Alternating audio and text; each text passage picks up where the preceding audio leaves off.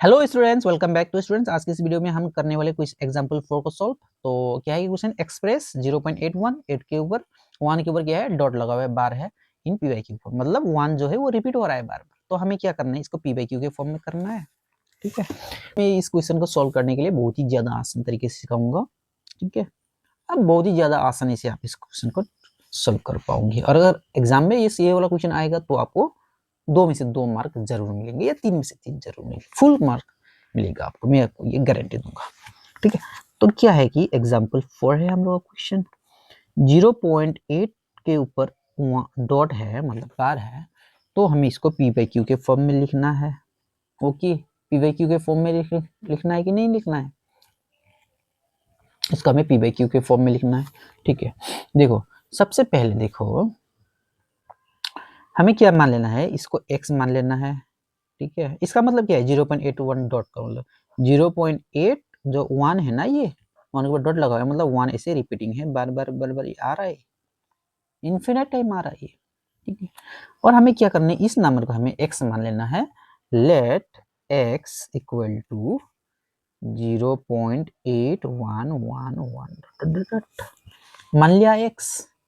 अब देखो, अब नेक्स्ट स्टेप में क्या करना है, हमें हमें अब इसको 10 से मल्टीप्लाई करना है। 10x इक्वल टू कितना हो जाएगा, 10x आपका हो जाएगा, देखो 10 के साथ आप कोई भी नंबर मल्टीप्लाई कर लो जिसके पॉइंट के बाद डिजिट है। ठीक है, पॉइंट के बाद 811 यहाँ पे ऐसे है ना, अगर ये है तो अगर 10 के साथ अगर इसको मल्टीप्लाई करोगे तो क्या हो जाएगा, जो भी डिजिट है वो राइट हैंड साइड के साथ जाएगा। ठीक है, राइट हैंड साइड के 1 डिजिट के बाद लगेगा, मतलब अब यहाँ पे यह जो पॉइंट है तो राइट हैंड साइड के 1 डिजिट, ये 8 है, 8 के बाद ही पॉइंट आएगा, मतलब क्या हो जाएगा 8.1 हो जाएगा ऐसे, और बाकी जो भी 1 है 111 ऐसे रहेगा, होगा कि नहीं होगा।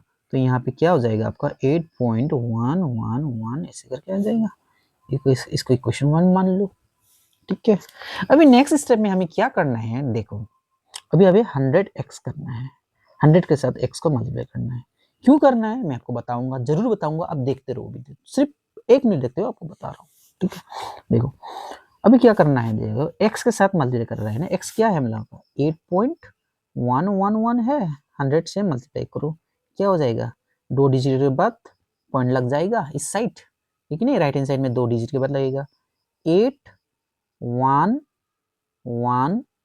ठीक है, देखो 8 में है ना 11 हो गया, यहाँ पे आएगा पॉइंट, फिर से 1111 जो है वो रिपीट हो रहा है, हो रहा है कि नहीं हो रहा है, आप बोल रहे सर बिल्कुल हो रहा है, हो रहा है बिल्कुल।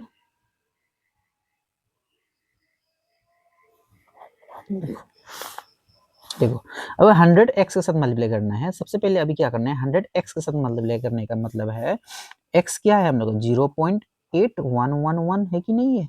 अब 100 के साथ अगर मल्टीप्लाई करोगे तो पॉइंट के बाद 2 डिजिट, ओके पॉइंट के बाद 2 डिजिट के बाद ही पॉइंट फिर चेंज हो जाएगा, मतलब वहां पे शिफ्ट हो जाएगा, मतलब पॉइंट कहाँ पे शिफ्ट होगा, यहाँ पे शिफ्ट होगा 81.111 ऐसे रिपीट होगा, 2 डिजिट के बाद ये शिफ्ट हो जाएगा ना, अगर पॉइंट मतलब 100 के साथ मल्टीप्लाई करोगे तो होगा कि नहीं होगा। यहाँ पे क्या हो जाएगा आपका 81.111 ऐसे करके हो गया, इसको मान लो क्वेश्चन 2।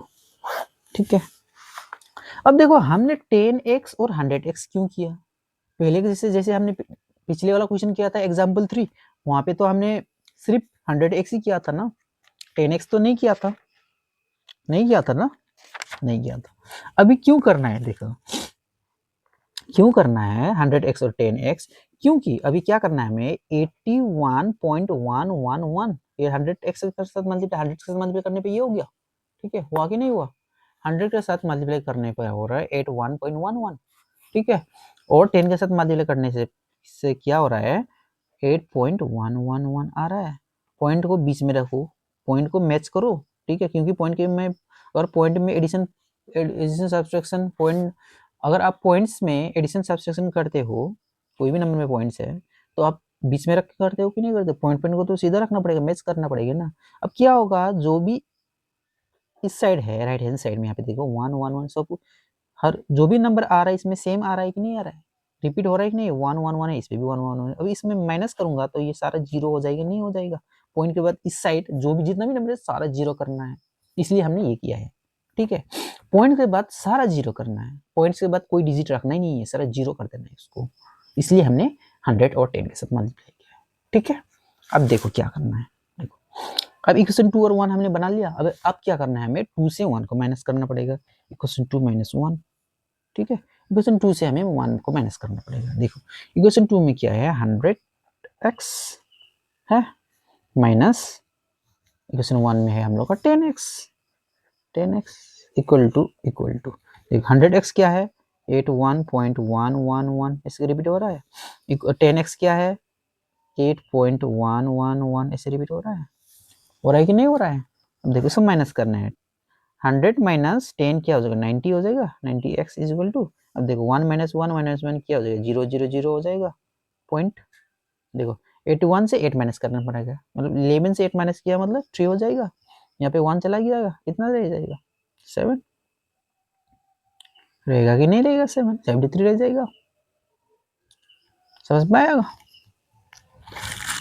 देखो अब क्या करना है हमें, अब देखो अब हमने क्या करना है 90x इज इक्वल टू हमें 73 मिला, इसका मतलब क्या जाएगा x इज इक्वल टू 73/90 हो गया, हुआ कि नहीं हुआ। तो यही हम लोग p/q फॉर्म में आ गया। अभी देखना इन 73 और 90 में ऐसा कोई कॉमन है जो हमें, ऐसा कोई नंबर है जो इसको डिवाइड करेगा। आप बोलेगे सर नहीं, बिल्कुल नहीं, कोई भी ऐसा नंबर नहीं है जो इसको डिवाइड करता है।